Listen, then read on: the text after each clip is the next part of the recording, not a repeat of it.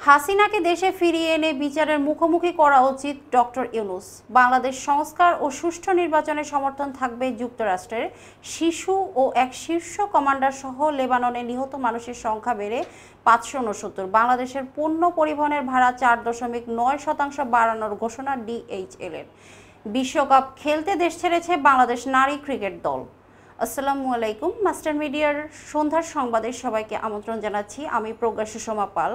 শুনছিলেন প্রধান সংবাদ শিরোনামগুলো, এবার যাচ্ছি বিস্তারিত।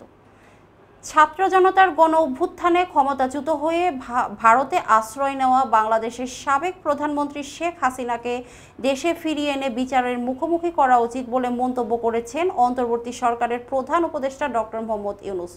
বুধবার যুক্তরাষ্ট্রের প্রভাবশালী পত্রিকা new York Times climate forward শীর্ষক এক অনুষ্ঠানে করা প্রশ্নে ডক্টর ইউনূস এ মন্তব্য করেন। শেখ হাসিনা ভারতে আছেন, তাকে ফেরানো হবে কিনা এমন প্রশ্নের জবাবে ডক্টর ইউনূস বলেন, কেন হবে না? অপরাধ করে থাকলে তাকে ফিরিয়ে এনে বিচারের মুখোমুখি করা উচিত। অন্যদিকে বাংলাদেশের সঙ্গে পারস্পরিক স্বার্থ সংশ্লিষ্ট দীর্ঘদিনের অর্থনৈতিক ও রাজনৈতিক বিষয়ে সহযোগিতা আরও গভীর করতে আগ্রহ প্রকাশ করেছেন যুক্তরাষ্ট্র।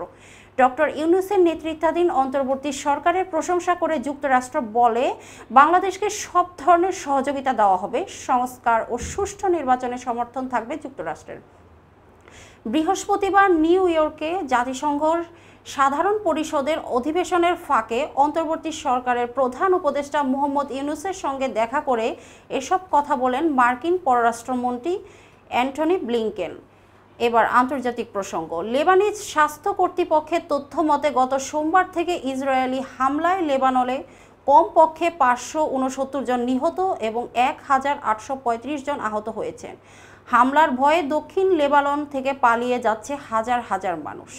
এবারের হামলায় হিজবুল্লাহর শীর্ষস্থানীয় কমান্ডার ইব্রাহিম মুহাম্মদ কুবাইসি নিহত হয়েছেন বলে জানা যায়। বৈরুতের দক্ষিণে ঘোবেইরি শহরতলিতে এক বিমান হামলায় কুবাইসিকে হত্যা করা হয়েছে বলে দাবি জানায় ইসরায়েলি সামরিক বাহিনী। এবার অর্থ বাণিজ্য সংবাদ।